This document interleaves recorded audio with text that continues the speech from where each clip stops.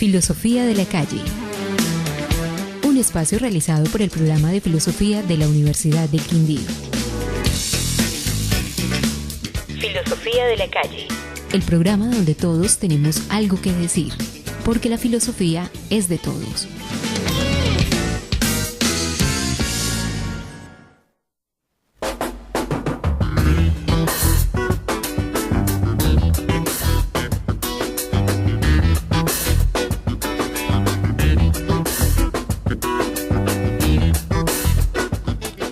Buenos días, oyentes de la UFM, soy Jairo Cardona, profesor del programa de Filosofía de la Universidad del Quindío, y les doy la bienvenida a Filosofía de la Calle, el programa donde todos tienen algo que decir, porque la filosofía es de todos.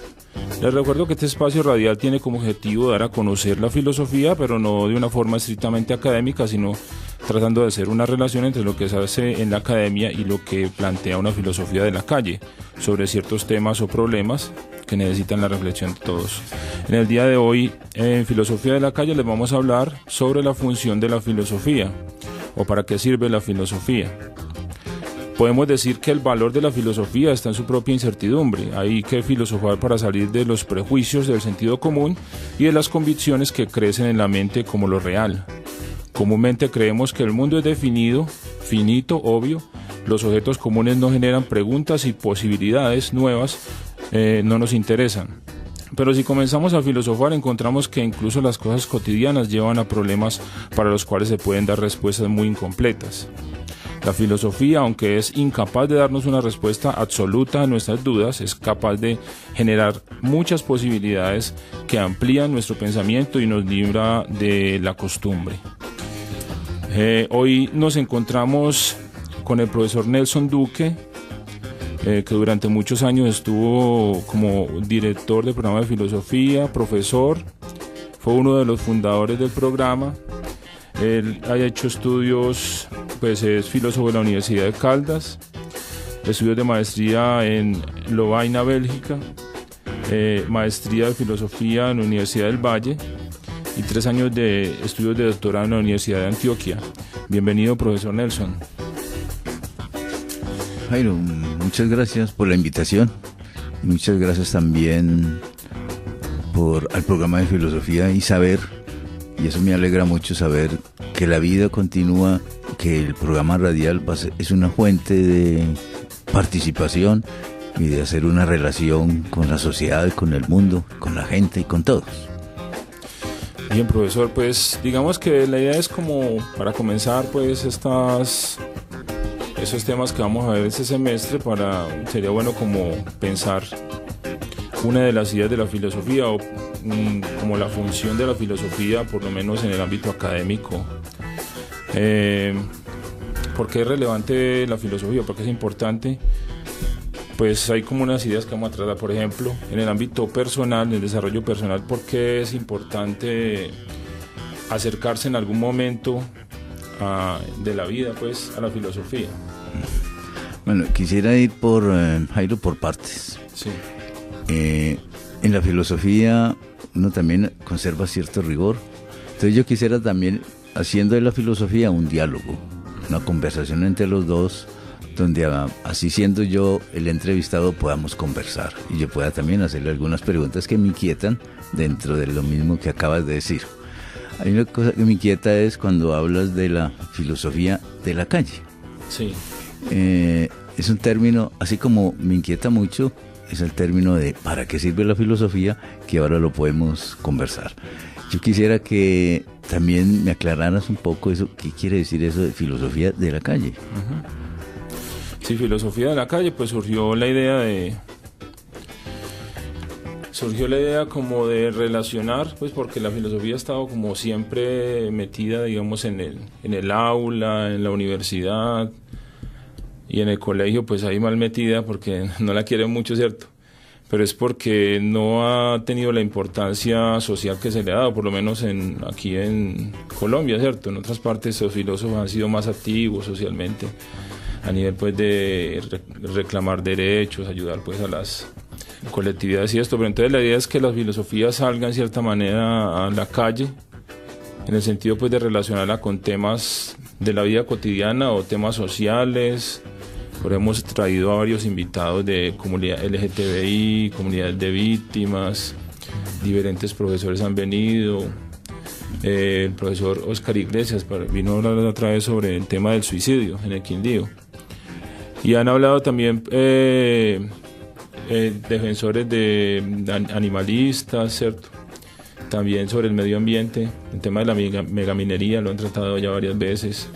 Y temas de ahora, pues con el tema de paz y posconflicto, también han habido diferentes intervenciones, el profesor Camilo López, de la alcaldía de Armenia, y diferentes representantes del tema de paz. Sí. De esto pues es importante que la academia pues como que trate de ayudar a explicar o ayudar a comprender toda la realidad que está pasando y lo que se viene pues con el tema del posconflicto. Hemos dicho, es como aterrizar, digamos, a la gente en los temas, sobre todo que son de lo cotidiano, ¿cierto? Bueno, pero pues, lo que me parece interesante y también importante es que en el programa radial tiene una dirección, o sea, tiene unas metas que son más o menos claras, y es traer problemas que están dentro de la comunidad, y bien sea para que otras personas ilustren, aclaren, den nuevas perspectivas,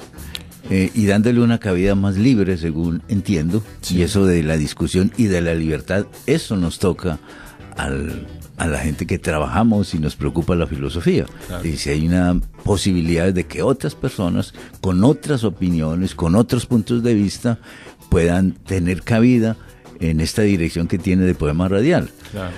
En ese sentido me parece muy importante. Lo otro es que aparecía ahí, es ¿para qué sirve la filosofía?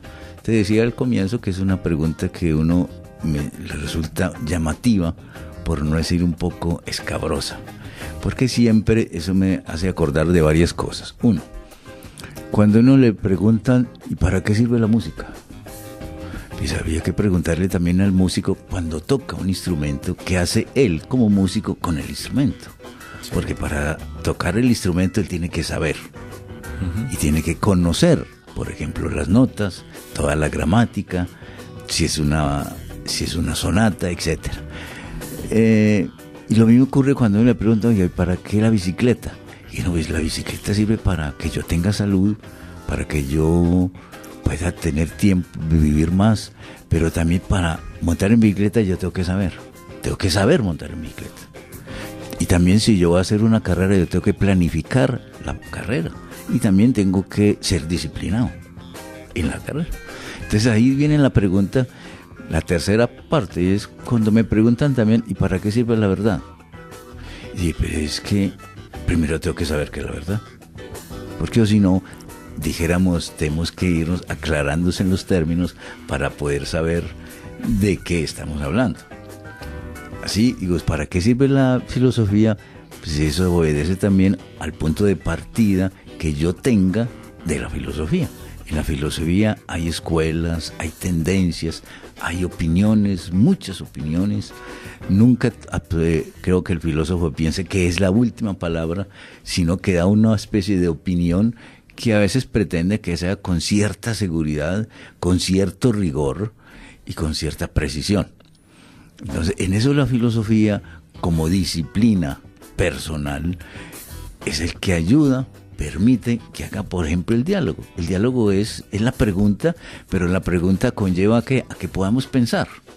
Y el hecho de que podamos pensar y podamos conocer qué piensa el otro, qué piensa uno, y si hay necesidad o la importancia de poder argumentar para saber y de objetar, desde luego.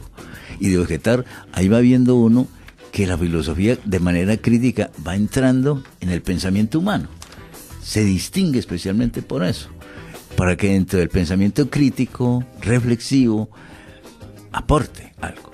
Y le aporta desde muchos puntos de vista, no solamente para solucionar, para plantear o replantear problemas de tipo moral o de tipo ético, que hay unas éticas y unas morales en la filosofía que han sido muy importantes, pero también para lo que se refiere al conocimiento. No tenemos que saber qué es el conocimiento, y nos dedicamos durante un tiempo en la filosofía a buscar cuáles han sido esas propuestas que llaman teorías, esas propuestas a propósito del conocimiento, y del conocimiento humano, y además del conocimiento de las cosas, que llamamos también del conocimiento de la naturaleza. Pero también es de la naturaleza física, o sea, lo externo, como también de la naturaleza humana.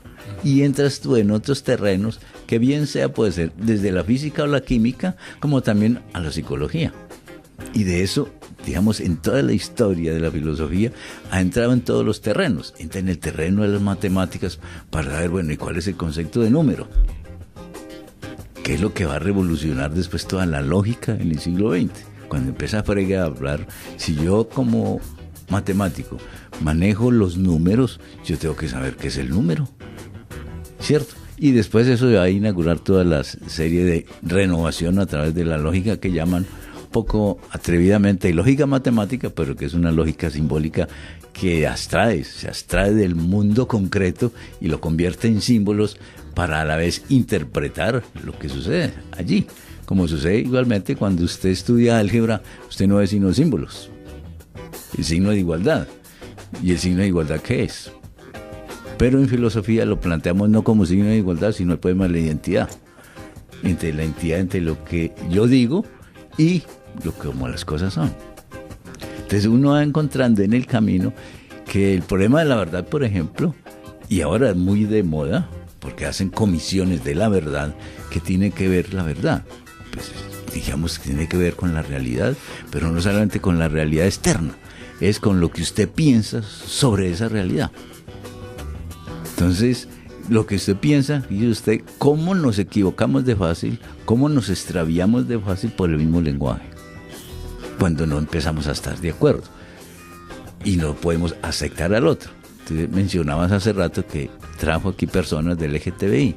Eso es un momento importante para un concepto de democracia, para un concepto de aceptación de la naturaleza humana y de la condición humana, porque no se puede, el LGTBI no se puede mirar desde un punto de vista moral, sino desde un punto de vista de la naturaleza biológica, primero que todo, y después de eso otro, ¿contra qué luchamos en filosofía? Contra los prejuicios. ¿Cierto? Claro. Entonces ahí va buscando uno que sí, va sirviendo la filosofía va mucho para eliminar esos prejuicios, y ha sido una lucha de toda esta historia de casi de la humanidad. ¿Con qué luchamos? Luchamos contra la mentira. Luchamos contra la mentira, contra las equivocaciones, contra los malentendidos. Porque a veces, si no nos entienden, o no nos quiere a veces entender, sino que el otro se resguarda en su propia mirada y quiere conservarse de manera absoluta allí y no quiere aceptar que el otro puede pensar distinto y ser distinto. Entonces siempre va apareciendo el diálogo como parte fundamental de elaboración del conocimiento. Ahora, tú mencionabas de hacer esa relación entre la academia y la parte social y las preocupaciones de la gente, cosa que me parece buena. Y eso es un trabajo a realizar y hacer. Pero la academia tiene una función propia, porque, por ejemplo, traspasar fácilmente algunos pensadores, filósofos, es difícil. Por ejemplo, en la crítica de la razón pura de Kant, está elaborando una teoría del conocimiento humano y del conocimiento de la física y de todo. Traspasar eso así sencillo a otros problemas, llamémoslos ordinarios o cotidianos, pues no es tan fácil. Hay unas cosas que hace la academia y que son sus propias discusiones, y otro es saber pasar eso a unos problemas determinados y concretos, ¿cierto? También, pues digamos que dentro de la misma academia, la filosofía se convierte como en articula, digamos, la relación entre diferentes disciplinas, dejando que, por ejemplo, no existe pues una sola filosofía, sino, como usted mencionaba ahora, una cantidad de escuelas o de doctrinas filosóficas que inclusive trabajan sobre los presupuestos de otras disciplinas, por ejemplo, filosofía política, ¿cierto? Filosofía moral, filosofía de la biología, inclusive de diferentes disciplinas. Entonces, como que ¿cuál es, digamos, usted qué piensa sobre ese papel como como mencionaba ahora, como de diálogo, pero ya entre las disciplinas para descubrir, digamos, ciertas verdades o ciertas cosas que en realidad no, cada disciplina como tal sola no es capaz de relacionar o de estudiar. Digamos que la biología trabaje sobre otras disciplinas, simplemente normalmente trabajan sobre lo que son mis propios contenidos, ¿cierto? La filosofía, por ser en cierta medida como un saber de segundo orden, entonces reflexiona sobre otras disciplinas también. También había primero que decir que el problema no es la filosofía. Sí. El problema también es quiénes hacen filosofía, qué disciplina, qué constancia, qué esfuerzo tienen y qué inteligencia tienen y qué apertura mental tienen para trabajar con los elementos que la historia de la filosofía o los grandes pensadores le han dado. Sí. Es la mentalidad de uno mismo o del que trabaja en filosofía o que sea amante de la filosofía o profesor de filosofía, a que se abra a muchas perspectivas.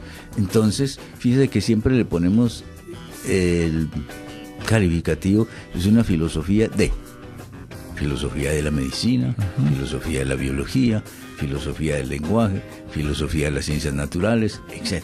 O sea que, lo dices tú, en este momento sí, es un lenguaje de segundo nivel que viene después de, pero no solamente eso. Fíjese usted que siempre a través de la historia a la inversa, son muchos científicos los que se acercan a la filosofía para ver qué les brinda la filosofía a sus propias preocupaciones, llamémoslo de tipo científico. Muchos, dentro de toda una tradición europea, por ejemplo, uno de los creadores de la física cuántica, como ese Ringer, ¿qué hace él? Yo quiero entender muchas cosas de las que yo he creado en física cuántica, que yo creía que entendía, tengo que recurrir nuevamente a los griegos. Y saca un libro muy hermoso que se llama La naturaleza y los griegos. Y cómo es que yo tengo necesidad de volver a la filosofía, a lo que estos antiguos plantearon sobre el concepto de naturaleza y una serie de elementos para yo mismo entender todo lo que he hecho en física cuántica. No solamente es que el filósofo trabaje trabaje críticamente. Sí. Críticamente, sobre lo que el científico va haciendo, sea el químico, sea el biólogo, que es una disciplina ahora muy importante, sino que también muchos científicos se acercan a la filosofía para iluminar, en un término pues un poco escabroso, para iluminar lo que él mismo, o para entender y comprender lo que él mismo está haciendo en su práctica, como le sucedía a Frege a propósito de la aritmética. Había una aritmética, pero digo yo, si hay 1 o 2, pero yo no sé cuál es el número. 1. El número 1 pues yo lo pongo simbólicamente, pero el concepto de número yo no lo entiendo. Claro, ¿a dónde recurría él? Pues a una teoría del conocimiento que está en el platonismo. Y hay toda una teoría que usted la conoció ya. Es una teoría del platonismo que dice, no, claro, es que lo que pasa es que el conocimiento sensible viene de unas formas que están antes de. Esas formas es lo que vienen a ser el 1 como número. De ahí usted va sacando los diferentes números y que pueden ser infinitos. Y si usted piensa en el mismo concepto de infinito, la discusión se vuelve infinita. Que el número infinito, ¿qué viene a ser? Viene a ser una parte del lenguaje, pero que resulta a veces incomprensible. Como lo mencionabas en la presentación, a la inversa. Cuando nos consideramos que somos finitos, o sea, que somos limitados, viene otra conciencia sobre nosotros mismos. Y la conciencia es que yo empiezo a morir desde que nací. Y cada vez, como si fuera esa ley natural que yo tengo que ir asumiendo al transcurso de mi vida. Y es que cada vez tengo que dirigirme a que soy finito. Y tengo que ser consciente de eso sin tenerle miedo ni nada, ni se envuelvan nuestras características. Entonces, el juego, ahora en ese aspecto que tú mencionabas ahora, interdisciplinario, sí, yo creo que es importante que la filosofía, y eso le corresponde a los filósofos o a los que estudian filosofía, es enterarse de qué está sucediendo en las ciencias. Por ejemplo, unos pueden hacer filosofía de la biología, pueden plantear todos los problemas de la eutanasia, pueden plantear los temas de la epigenesis y de la genética, pero ¿qué le corresponde a uno? pues, sentarse a trabajar con los biólogos y a entender cuál es su propio discurso, qué es lo que ellos están elaborando, para uno también decir, yo pienso esto, o algunos pensadores en filosofía, y se va acercando a eso.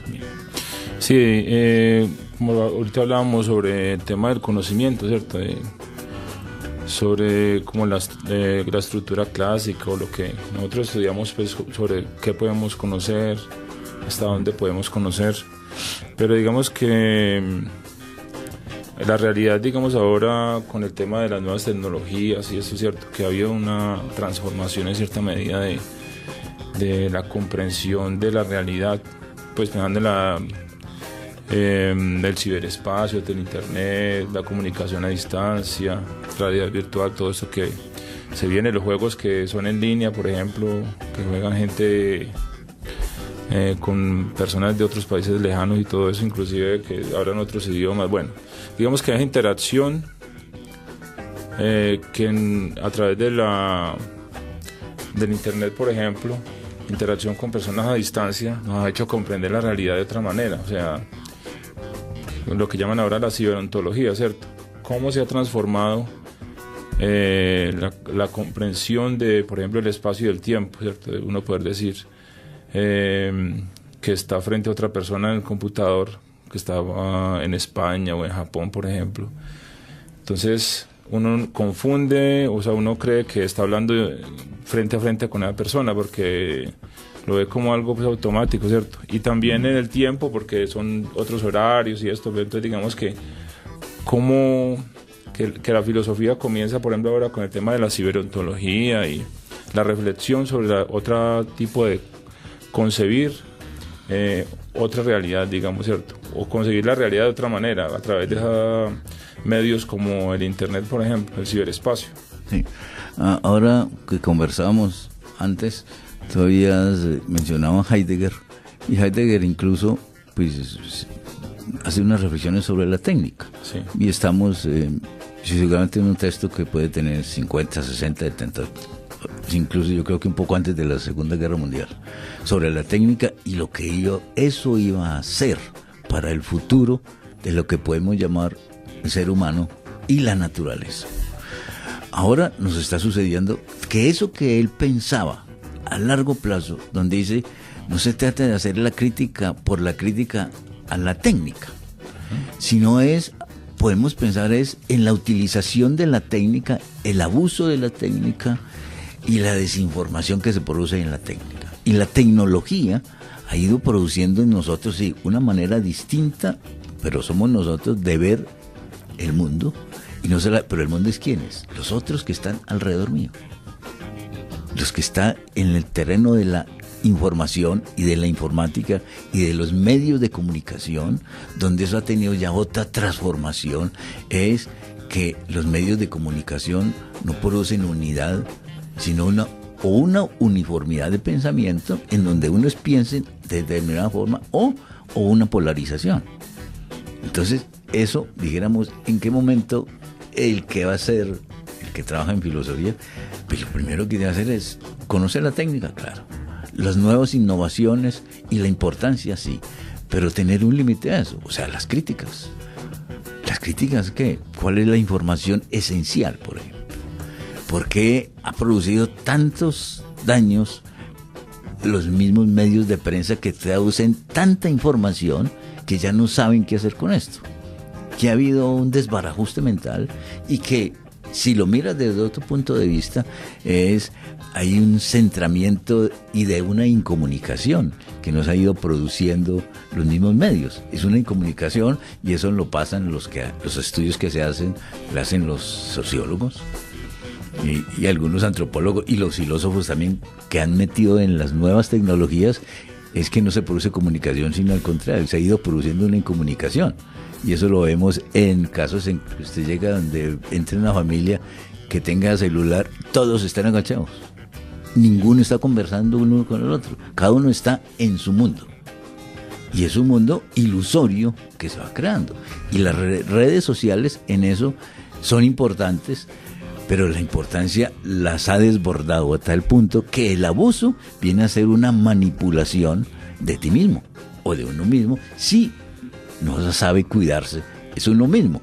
Entonces, en alguna parte que era, pues, que íbamos a conversar a propósito del desarrollo personal, sí, que me parece un término también llamativo, también para discutir, como hacemos en filosofía, para discutir, y es que ese no entiende uno que viene a ser ese desarrollo personal, si es un desarrollo de tipo psicológico o de tipo cognoscitivo, o si es un tipo de desarrollo sobre mí mismo, en que yo me conozco más a mí mismo y yo me cuido más a mí mismo.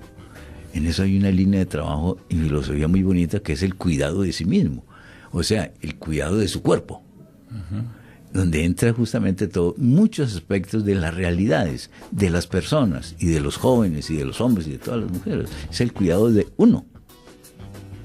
Entonces, ese vendría a ser un tema que podíamos dar. Pero las nuevas teologías hay que aceptarlas, pero también uno tiene que mirarlas críticamente. Sí. Bueno, profesor, se nos acaba el tiempo, pero más adelante pues, nos encontramos para charlar sobre otros temas de la filosofía y de la vida cotidiana. Muchas gracias por acompañarnos en el día de hoy. Jairo, muchas gracias, muy amable. Bueno, y sobre los eventos del programa de filosofía tenemos lecciones de pensamiento moderno, capítulo Immanuel Kant, mañana jueves 7 de septiembre a las 6 de la tarde en aula 304, bloque 50 años, y el viernes 8 de septiembre 4 p.m. laboratorio de televisión, sótano de ciencias básicas. También tenemos el coloquio Colombia sin toreo, el Quindío por la vida y por la paz, el viernes 8 de septiembre de 8 a 12 del mediodía en el auditorio Bernardo Ramírez Granada de Ciencias Básicas. Y esta semana se ha venido haciendo el Seminario Internacional de la Montaña del Sur, que es un trabajo que está adelantando artes visuales, licenciatura en lengua castellana y el programa de filosofía, para reflexionar sobre la relación entre arte, filosofía y literatura. Y entonces eso lo estamos viendo, lo podemos ver hoy, hoy, mañana y el viernes, de 2 a 8 p.m. también en el auditorio Bernardo Ramírez Granada de Ciencias Básicas. Si desea más información sobre los eventos del programa de filosofía, pueden llamar al teléfono 735-9341 o pueden visitarnos en nuestra página de Facebook, Programa de Filosofía Universidad del Quindío. Si quieren volver a escuchar los programas que hemos emitido o ver algún video sobre nosotros, nos busca en YouTube, Programa de Filosofía Universidad del Quindío. Bueno, eso es todo por hoy. Esperamos que les haya gustado el programa y que nos sigan acompañando todos los miércoles a las 8:30 de la mañana por la UFM Estéreo 102.1 FM o por internet a través de la ufm.com.co. Nos encontramos la próxima semana en Filosofía de la Calle, el programa donde todos tenemos algo que decir, porque la filosofía es de todos.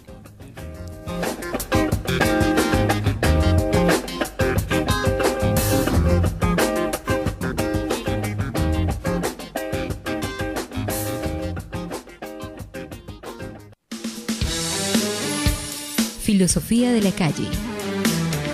Un espacio realizado por el programa de filosofía de la Universidad del Quindío. Filosofía de la Calle. El programa donde todos tenemos algo que decir, porque la filosofía es de todos.